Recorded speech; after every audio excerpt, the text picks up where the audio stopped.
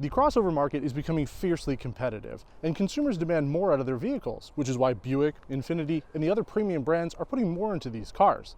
Our showdown today is on the Buick Enclave Avenir and the Infiniti QX60. We're going to be showing you everything about these two cars, what makes them similar and what makes them different, and which you should consider if you're in the market for a premium mid-size crossover SUV. But wait, we've got one more thing. Rather than just comparing the Buick and the Infiniti, we really feel that the Mazda CX-9 at the Signature trim competes well at the premium crossover segment. Even though it's not considered premium, the features and amenities you get at this price point are really second to none. So we're doing an ultimate showdown on premium mid-size crossover SUVs.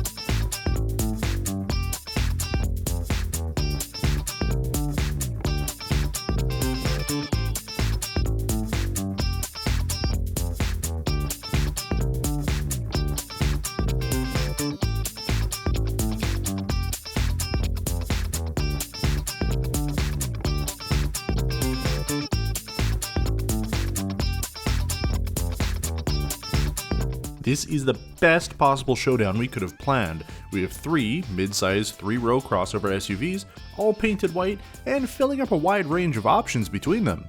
First off, let's talk about the Mazda CX-9 Signature. This is the top trim level for this non-premium crossover SUV, but Mazda is putting the premium and luxury segments in their crosshairs with the Signature brand. The styling is one of our favorites, with an aggressive front end but humble rear. No unneeded badging adorns this vehicle's signature trim. You get front and rear parking sensors, a backup camera, full LED lighting on the front and rear, and 20-inch alloy rims. The signature trim adds chroma brown and Napa leather throughout, and wood trim to the center gear shift console and front window switch controls. The center wood trim also has an illuminated strip that adds a bit of ambient lighting at night. This is the only crossover in our showdown that has a color heads-up display, allowing to see your speed, speed limit, radar cruise speed, and follow distance. The rest of the interior is well sorted for a non-premium crossover, with the 12-speaker Bose audio system, leather-wrapped and stitched heated steering wheel, front and outboard center row heated seats, tri-zone climate control, an 8-inch touchscreen with navigation, and rear door window sunshades. It does not have a panoramic sunroof, power folding rear seats, or the option to configure with center row captain's chairs. What you see is what you get with the Mazda CX-9 Signature, as it is fully loaded for the price. Switching over to the Infiniti QX60. We drove and featured this model with the premium package. However, if you're starting to add the rest of the packages, which can add things like the rear entertainment, climate-controlled seats, and standard safety tech found on the Mazda CX-9, you'll be looking around $62,000. However, that's not the one we're looking at right now. The exterior styling of the Infiniti certainly resembles the Nissan Pathfinder more than the Buick would the Chevrolet. We also found the exterior to feel a bit bulky in comparison, feeling larger than it should when driving. The headlights are still using xenon technology, but the fog lamps and running lights have switched over to LED. Like the other two crossovers, the rear liftgate is power opening. You also have power folding mirrors, a 360-degree camera system, and a remote starter. Inside, things get a little busy. There are a lot of parts shared with older Nissan models throughout, and considering this generation is about 6 years old now, it is the oldest of the three we're featuring. The driver has an entry-exit system for the seat and steering wheel, and the memory option adjusts the side mirrors as well. You don't get any real safety tech at this price point, unlike the Mazda CX-9, which had radar cruise control, blind spot monitoring, lane keep assist, collision prevention, and pedestrian detection. You do get a navigation system that feels a little busy, lots of buttons in the center console, and a dedicated snow mode for the traction and throttle control. The front seats are heated via a dial, and the driver's steering wheel also has a heated element. The rear seats are configured as a 60/40 folding bench. Outboard heated seats require the $4,700 deluxe touring package. The third row seats can be dropped and provide a decent amount of storage space in either configuration. Now we're going to jump into the most expensive of the three, the Buick Enclave Avenir. This is an all-new generation for Buick and is also dropped down from the full-size segment. Styling for this crossover is unique and doesn't look like a badge-engineered Chevy Traverse or GMC Acadia. Up front, we find LED headlamps and running lights, but GM isn't a big fan of fog lights, so the running lights are as close as you'll get. You also get a 360-degree camera system that the Infiniti has, along with a power opening liftgate and power folding mirrors. I really like the interior of the Avenir trim, coming with a unique chestnut interior leather throughout. Like the Infiniti, you get a leather-wrapped and heated steering wheel, driver's entry-exit system, front heated seats, tri-zone climate control, and a large navigation system. The design is simple in comparison, with a much better arrangement of controls without the clutter. The Buick also has ventilated seats, an air ionizer, Android Auto and Apple CarPlay, GM's video rear-view camera, a wireless charger for your phone, captain's chairs in the center row with heat, and a third row for 3 passengers. The rear seats can be folded and raised automatically from buttons in the trunk, and 4 roof-mounted air vents are located for better airflow for rear passengers. Like the Infiniti, a rear entertainment package can be optioned to add dual DVD players and wireless headphones for the rear occupants. As mentioned with the CX-9, the Buick does not come with GM's excellent heads-up display system, nor do the rear doors have window sunshades. Also, there's no ambient light for the interior of this car, making it feel a little dark at night in comparison to the Mazda CX-9 or other vehicles in GM's lineup. The benefit of Mazda, since they don't have their own premium brand, and I think they're kind of leaning that way now with the Signature trim, I can see that they're going to maybe change the marketing and call it the Mazda Signature CX-9 and making it a little bit more premium. You actually do get a lot more with the Mazda than you do with the Infiniti, especially at the price point, $50,000 for the Mazda here, and it's fully loaded. There's really nothing else you could add to it unless you want something like a remote starter or a block heater or a roof rack. With the Infiniti, we tested it at about $54,000, and that only came with the premium package, and that added things like having heated steering wheel, heated seats with tri-zone climate control. The navigation system wasn't very good, but you did get it. But really the main feature that it had over the Mazda was the 360-degree camera.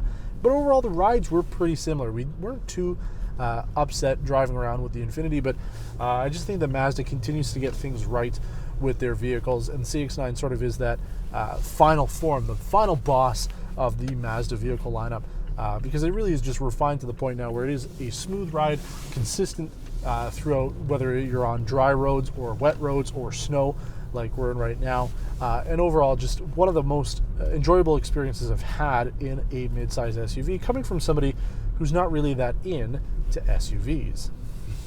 Now, the way we see the Mazda in this premium lineup that we're going with here as the actual non-premium vehicle that we're comparing, it sort of is the affordable choice if you have a specific budget. If you're looking at about $55,000, then the CX-9 really hits everything that you're going to want. You're going to get all the features, all the safety tech. The interior is just phenomenally well designed. The wood looks the best, and overall is a very good value for money. Now, if your budget's a little bit higher and you want to start adding fancier things like panoramic sunroof, 360-degree cameras, ventilated seats as well, you're only going to be able to get that by going with either the QX60 or the Buick. So you have no choice to go up to those if you want to be able to spend more and get more features. But I got to say, if you're like me, you're kind of beyond needing the brand. You don't care what other people think about you while you're driving because it's about you, not about the other persons that are on the road. Then the Mazda really should be your choice. I mean, who cares what's on the front? And I've changed my biases so much over the last 2 years doing this show. I've had very strong opinions about different car brands and models and just things that I heard from other people on the internet, other friends that I had. And I based my opinions on what they had opinions about. But after doing this show for 2 years and actually being able to drive these vehicles and experience them for myself, I've started to change my opinions and form my own non-biases about them now. And now I don't see these brands as, the economy version. I see Mazda now becoming more of a premium brand. I now look at Buick, something I would never consider before, GM in general, and we've driven one of those. So I really have changed my opinion a lot about things because there's a lot more going on with these cars than just what you read on the internet. And I have to say that the Mazda is certainly a good choice. It's really not the one that you should pick based solely on price. I think that the Mazda has a lot going for it at that $50,000 price point. It just happens to be the most affordable. It just happens not to be part of the premium segment. But I gotta say that if you're really in the market for a midsize 3-row 7-passenger crossover SUV, if you don't have the Mazda CX-9 on your list, then you're doing yourself a disservice. Now the benefit with our showdown here is we've driven all three cars at some point. So we've driven all three of them while we're also filming the driving segments for them. So it gives us a really good idea to kind of compare one right after the other, which we kind of prefer in terms of ride and comfort and all of that. Now the Infiniti got us to and from Mississauga, which was quite a drive. And it was comfortable enough for all of us. We had three people in the vehicle, the front seats were comfortable, and the middle seat was also very comfortable. Nobody had any issues whatsoever. And also the rear space in the trunk is pretty good, especially when you fold those seats flat. When it comes to actual ride and handling, yeah, it's a mid-size SUV. It does feel a little bit bulkier than, say, the Mazda CX-9 did. You can really see the hump of the engine on the front hood here. And it kind of is a little, not distracting, but it's different compared to the other vehicles, right? Because you really can see what's going on with the hood itself, rather than the other ones. They do slope down quite gracefully, whereas this one's a little bit bulkier. So that's just my only kind of point to note on that. The rest of the vehicle, though, it's pretty similar in terms of size and dimensions to the rest of the vehicles we're comparing here. It does have a 3-person row in the middle, and 2 people can go in the trunk. Now, we did fit 2 people in the trunk in the CX-9. We have tried to fit people in the back of this too, and it is possible. But again, it's going to be more for smaller adults or older children can go in the back there without too much issue.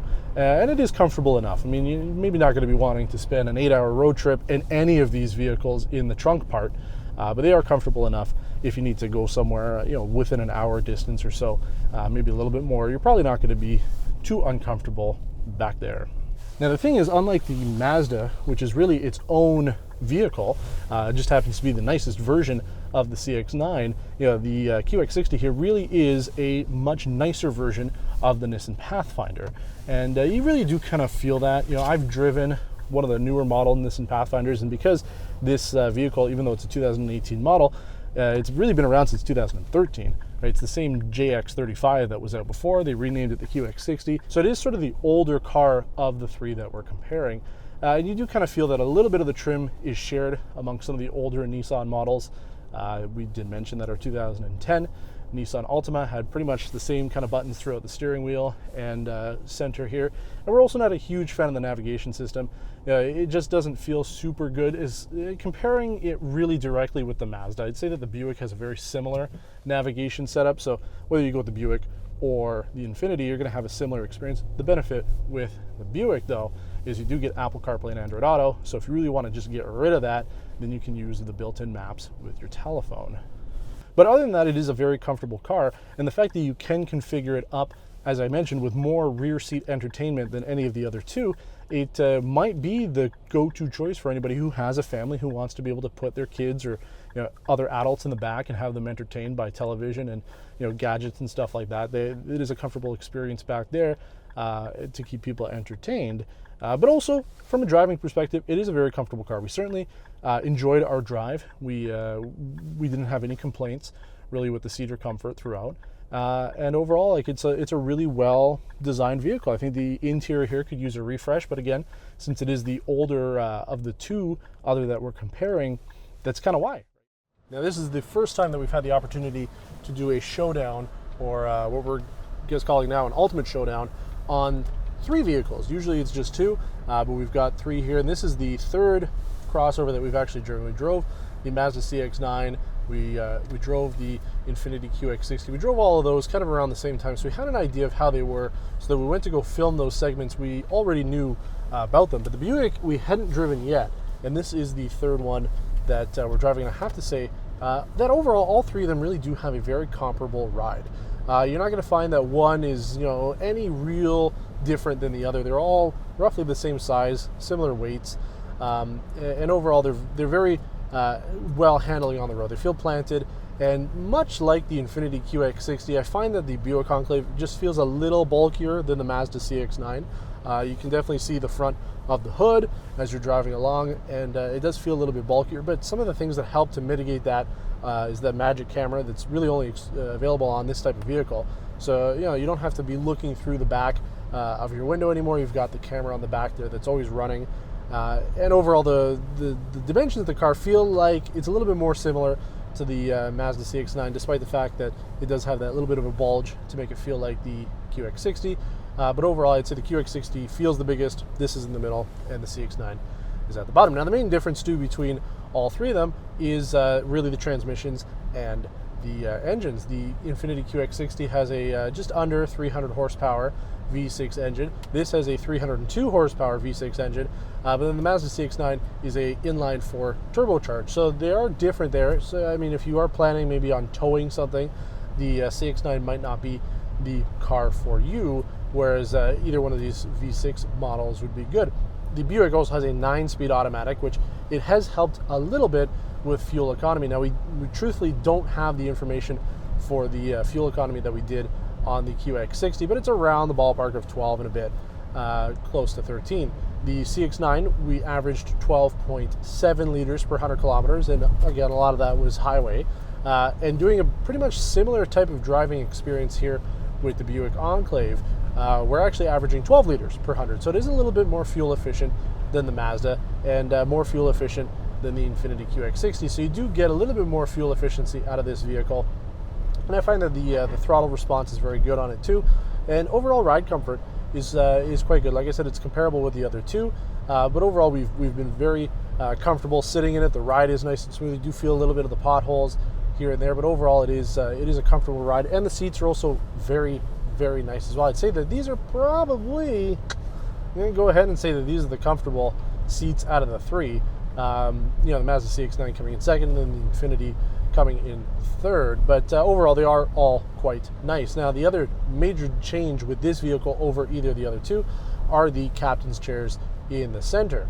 Now, with something like the Acura MDX, which unfortunately we don't have to feature, you can get those captain chairs with a center console for the middle. So you have like a cup holder set up, and it's wood, and it looks really nice.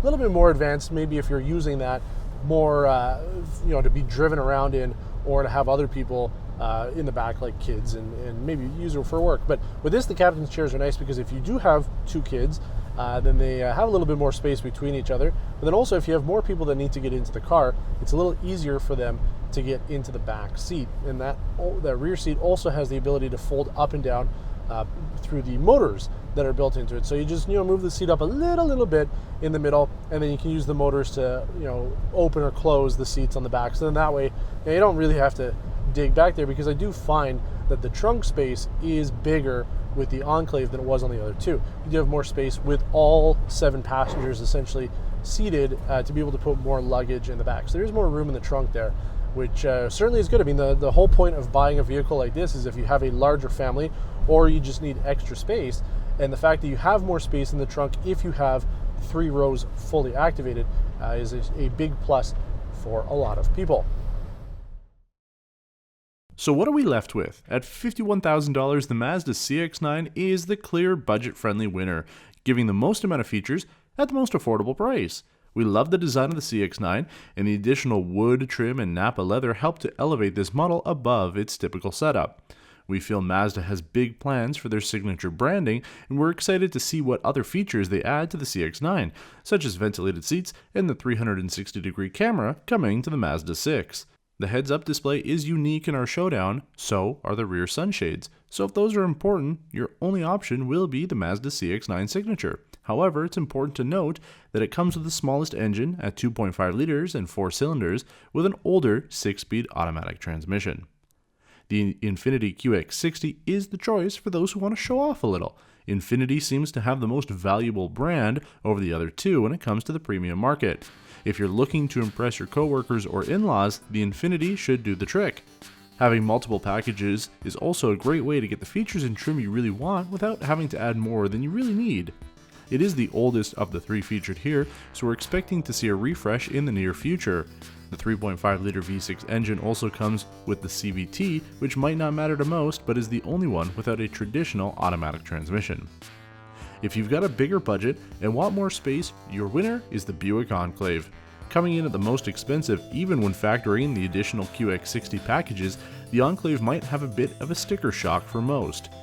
You do get the video rear view camera system, captain's chairs for the center row, and a better infotainment with Android Auto and Apple CarPlay over the Infiniti, but only you can decide if that's worth an additional $4,200. If our budget was under $55,000 or even under $60,000, we'd take the Mazda CX-9 Signature. But since we're being hypothetical anyway, budgets can be adjusted. we really loved the Buick Enclave a lot more than we thought we would, and that would be the car we'd take. Everyone we've shown it to has been seriously impressed with it, and it goes to show that GM is working hard to make that brand relevant with younger consumers. Thanks for watching this episode of Test Drive Showdown on premium midsize crossover SUVs. What vehicle would you choose and why? Tell us below in the comments, and don't forget to subscribe to our growing channel for more content like this. Until next time, take care.